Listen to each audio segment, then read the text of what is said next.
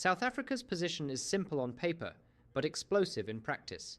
Pretoria has made it clear: external military threats, regime change tactics, and unilateral sanctions against Venezuela are unacceptable, especially when they are driven by one powerful nation acting without broad international consent or a clear mandate from global institutions.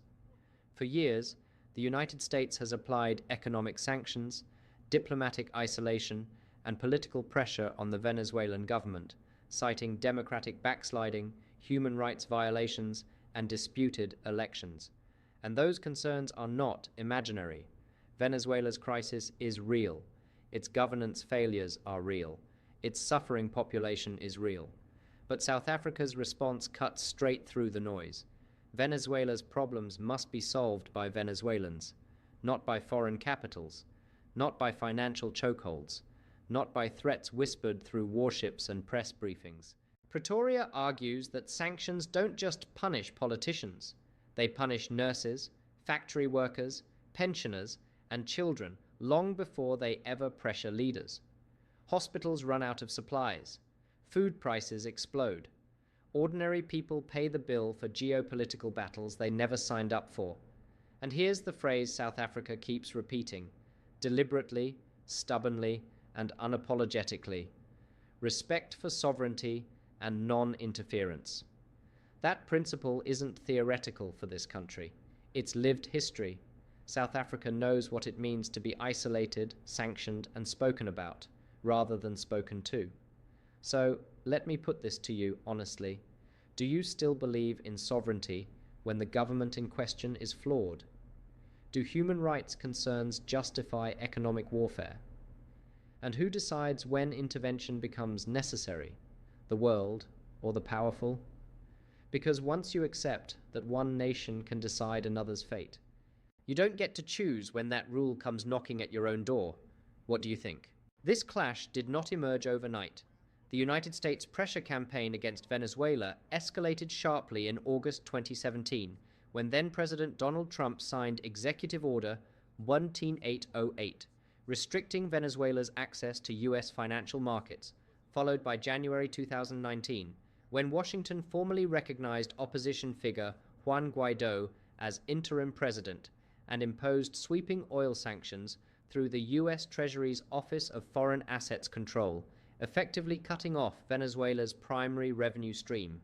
By 2020, sanctions had expanded to include secondary penalties on international firms trading Venezuelan crude, and although President Joe Biden softened rhetoric after taking office in January 2021, core sanctions remained in place, with limited waivers issued only in October 2023, tied to electoral conditions that were later re-tightened after disputes over Venezuela's July 2024 elections under President Nicolas Maduro. South Africa, under President Cyril Ramaphosa, formally restated its position through the Department of International Relations and Cooperation in statements issued in 2024 and again in early 2025, echoing language previously articulated by former Foreign Minister Naledi Pandor, warning that sanctions imposed without UN Security Council approval violate international law and disproportionately harm civilian populations,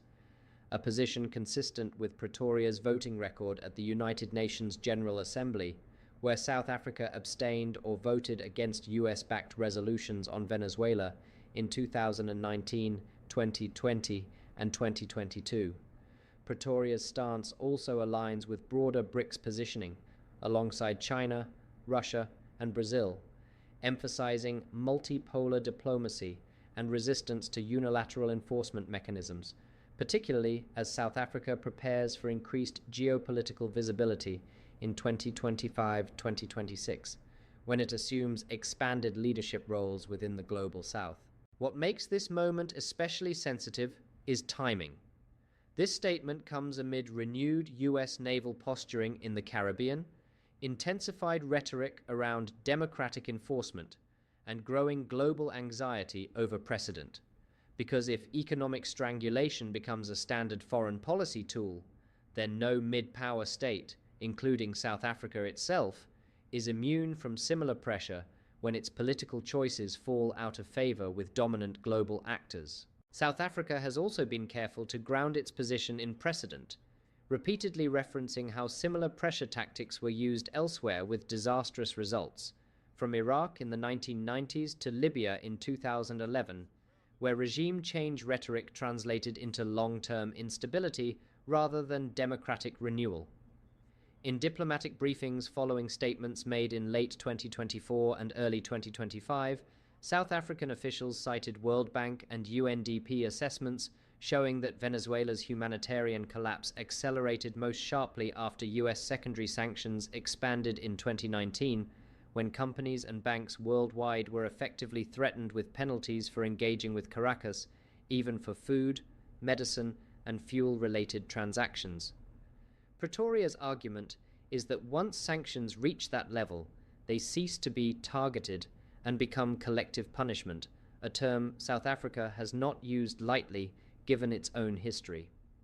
Senior figures within the ANC's International Relations Subcommittee have also quietly noted the contradiction of promoting democratic outcomes while undermining a country's ability to hold functional elections through economic strangulation, pointing out that Venezuela's 2024 election cycle unfolded under conditions where oil production was still less than half of its 2013 levels. And here's the uncomfortable question South Africa is forcing onto the table. If powerful nations reserve the right to decide which governments are legitimate and to economically or militarily coerce those they dislike, what stops the same logic from being used against any global South country tomorrow? Is this about democracy or about who controls energy, trade routes, and political loyalty? That's the question Pretoria is asking the world.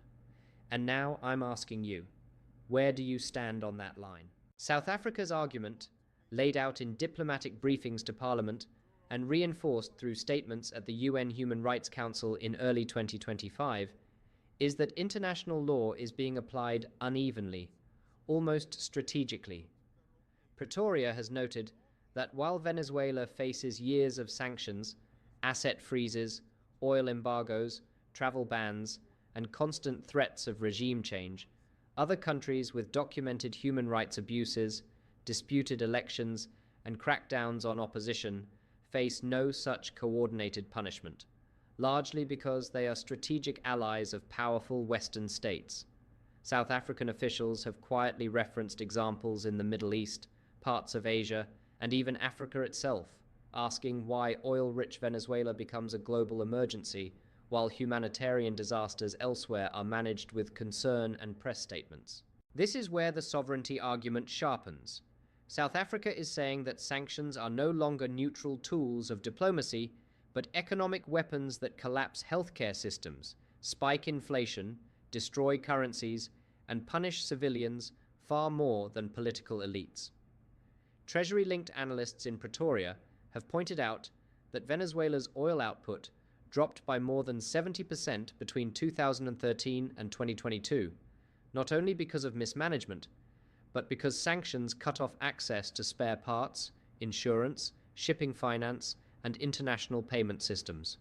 Hospitals lost medicine suppliers, electricity grids decayed, and food imports became unaffordable. Outcomes South Africa argues cannot be separated from the sanctions regime itself. Pretoria's diplomats have also reminded the UN that regime change through pressure has failed repeatedly: Iraq, Libya, Afghanistan, leaving power vacuums, war economies, and long-term instability that spills across borders. In closed-door briefings reported by parliamentary committees in April 2025, South Africa warned that escalating rhetoric from Washington, including renewed discussions around all options remaining on the table, risks turning Venezuela into another proxy battleground at a time when the world is already strained by conflicts in Ukraine, Gaza, and the Red Sea shipping lanes. There is also a quiet economic layer to this stance. South Africa, as part of BRICS, has increasing trade, energy, and political ties with countries that have themselves faced sanctions: Russia, Iran, and now Venezuela. And Pretoria is clearly positioning itself against what it sees as a unipolar system where financial chokeholds are used to discipline governments that step outside US-aligned economic and political frameworks. This is why South Africa's language has become firmer in 2025, shifting from cautious neutrality to explicit opposition to unilateral sanctions not authorized by the UN Security Council. The message is blunt but carefully worded. Global order cannot be maintained by coercion without consent, and democracy cannot be delivered by economic suffocation. So let me ask you, honestly, if sanctions devastate ordinary people more than leaders, are they moral tools or political punishments? If regime change by pressure keeps failing, why is it still the first option? And if sovereignty only matters when it suits powerful nations, is international law still law or just leverage? I want you to weigh in. Do you think South Africa is standing on principle here or playing geopolitical chess? Drop your thoughts in the comments, debate each other respectfully, and if this kind of deep, unfiltered analysis matters to you, share it with someone who still thinks global politics is black and white. By taking a firm stand against US-led sanctions and military threats toward Venezuela, Pretoria is knowingly placing itself in a delicate position within the global power hierarchy, and officials are not naive about that. Diplomatic cables discussed in parliamentary briefings in May 2025 make it clear that South Africa understands the risks: potential strain on trade relations, reduced diplomatic goodwill in Washington, and quieter forms of retaliation such as delayed approvals, restricted access to development finance, or increased scrutiny of South African companies operating in US-linked markets. The United States remains one of South Africa's largest export destinations, particularly under frameworks like AGOA, which supports thousands of jobs in automotive manufacturing, agriculture, and textiles. Critics inside South Africa have already warned that antagonizing Washington over Venezuela could put AGOA renewal at risk, a concern Treasury and DIRCO have not dismissed lightly. But here's the key point Pretoria keeps emphasizing. Foreign policy cannot be dictated solely by fear of economic punishment. South African officials have argued that if countries continuously self-censor to avoid upsetting powerful states, then sovereignty becomes performative, not real. This is why Pretoria has aligned its Venezuela stance with a broader global South narrative, echoed by Brazil, parts of the African Union, and several non-aligned states, that argues the international system is sliding towards selective enforcement, where rules apply only to those without leverage. South Africa has also framed its position as preventative, warning that if unilateral sanctions and threats of force become normalized, any mid-sized or developing country could one day find itself economically strangled over political disagreements. In this context, Venezuela is not just Venezuela, it is a test case. Pretoria has further stressed that engagement, mediation, and regional dialogue have historically produced better outcomes than isolation, pointing to earlier Latin American initiatives that temporarily reduced tensions before sanctions were retightened. Behind closed doors, South African diplomats have even questioned whether US policy toward Venezuela is still about democracy at all, or whether it has become entangled with energy markets, oil pricing, and geopolitical signaling at a time when global supply chains are already fragile. So here's the question. Mr. G's people must wrestle with, should South Africa prioritize economic safety and stay quiet, or should it risk discomfort to defend principles it claims to believe in? If standing for sovereignty costs you trade advantages, is it still worth it? And if no one ever pushes back, who exactly sets the limits of global power? I want to hear from you. Is Pretoria being brave, reckless, or strategically honest? Drop your view in the comments, challenge each other thoughtfully, and if this conversation made you rethink how global pressure really works, share it with someone who believes foreign policy has no consequences at home. South Africa's position on Venezuela does not exist in a vacuum. It lands squarely in a world where power is measured not just by moral arguments, but by trade flows, investment confidence, diplomatic leverage, and strategic alliances. The United States remains one of South Africa's largest trading partners, a key destination for exports under AGOA, and a major source of investment in sectors like manufacturing, finance, and technology. When Pretoria publicly rebukes Washington's approach to Venezuela, it is not merely making a philosophical statement, it is signaling where it believes global power should be checked and who it is willing to stand alongside when that power is challenged. Supporters see this as courage, a middle power refusing to be bullied, asserting an independent foreign policy rooted in international law and multilateralism.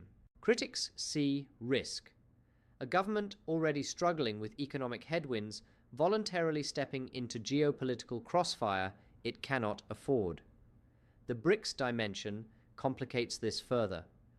Venezuela has long been courted by anti-sanctions blocs, and South Africa's alignment with principles championed by countries like Russia and China feeds perceptions, fair or not, that Pretoria is drifting away from Western partners toward an alternative global order. Is that a strategic recalibration or an ideological gamble? And what happens if that gamble misfires? If trade preferences are reviewed? If investment slows? If diplomatic goodwill thins? Who absorbs that impact? It won't be ambassadors or ministers. It will be workers, small businesses, municipalities already hanging by a thread. Yet there is another uncomfortable truth. Silence also carries a cost. Many in the Global South argue that decades of compliance with Western-led systems have not delivered fairness or development, only dependency dressed up as partnership. From that perspective, South Africa's stance on Venezuela is less about Caracas and more about drawing a line, saying that sovereignty cannot be conditional, that power cannot be unchecked, and that sanctions cannot replace diplomacy. So here's the question I want you to wrestle with. Should South Africa play it safe and quiet to protect economic ties, or speak boldly and accept the risks that come with independence? Is strategic neutrality still possible in a world polarizing this fast, or are we being forced to choose sides whether we admit it or not? Tell me what you think, because this debate isn't theoretical. It's shaping the country's future in real time. South Africa's Venezuela stance starts echoing far beyond Pretoria.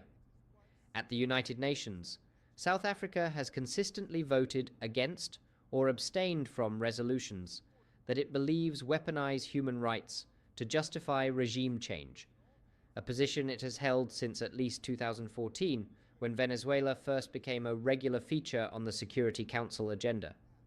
That consistency matters because it places South Africa firmly within a bloc of states, largely from Africa, Latin America, and parts of Asia, that argue the UN is being selectively used by powerful countries to punish governments they dislike while turning a blind eye to allies with similar or worse records. This is why Pretoria's diplomats keep invoking historical memory. Apartheid-era sanctions were multilateral, UN-backed, and driven by global consensus, not imposed unilaterally by a single superpower. In their view, the US sanctions on Venezuela since 2017 expanded aggressively in 2019 after Juan Guaido's recognition, crossed that line by targeting oil exports, financial transactions, and even third-party companies, contributing to shortages and economic collapse that ordinary Venezuelans bore first. African Union officials have quietly echoed this concern, wary that the same tools could one day be used against African states that fall out of favor.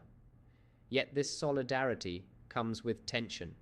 Some African governments fear South Africa is speaking loudly without securing tangible benefits in return. No preferential trade, no energy deals, no developmental offsets, just moral positioning. Others worry Pretoria is reviving a Cold War-style non-aligned posture in a world that is far less forgiving and far more transactional. And then there's the credibility question. Can South Africa lecture the world about sovereignty and justice while struggling with corruption, power cuts, unemployment, and service delivery failures at home? Does foreign moral authority survive domestic dysfunction, or does it make these positions ring hollow to international partners watching closely? At the same time, many citizens across the global south are asking a different question altogether. If countries like South Africa don't push back now, when will they ever? If middle powers never challenge unilateral force, does international law mean anything at all? So let me put this to you plainly. Is South Africa punching above its weight in defense of a rules-based order, or shadowboxing while bigger players shape outcomes regardless? Should Pretoria be building coalitions quietly behind closed doors, or speaking loudly even if it costs us leverage? Drop your thoughts below, because the way you answer that says a lot about what kind of country you think South Africa should be in a world that's growing more confrontational by the day. The uncomfortable question South Africa doesn't like to answer out loud. What does moral consistency actually cost, and who pays that bill? Because while Pretoria insists it is defending international law and sovereignty in Venezuela, the consequences don't land on diplomats in air-conditioned rooms. They land on factory workers in the Eastern Cape, farm exporters in Limpopo, and small businesses whose survival depends on stable trade access to the United States and Europe. This is why critics argue South Africa's foreign policy has become loud in rhetoric, but thin on strategic insulation. Strong statements without parallel plans to cushion economic fallout. Supporters, however, say this is exactly the moment a post-colonial democracy is supposed to stand firm, even when it's inconvenient, because international law only matters when smaller countries insist on it, not when powerful ones selectively ignore it. So here's the question for you. Should South Africa soften its stance to protect jobs and trade, or double down and accept the economic risk as the price of principle? Is sovereignty a value only when it's cheap, or only when it's tested? And as you think about that, do me a favor. If this conversation matters to you, share it with someone who thinks foreign policy doesn't affect their daily life. Drop your view in the comments, even if you disagree, and subscribe so you don't miss the next chapter, where we look at whether South Africa's non-aligned position is actually independence, or just isolation wearing a moral badge.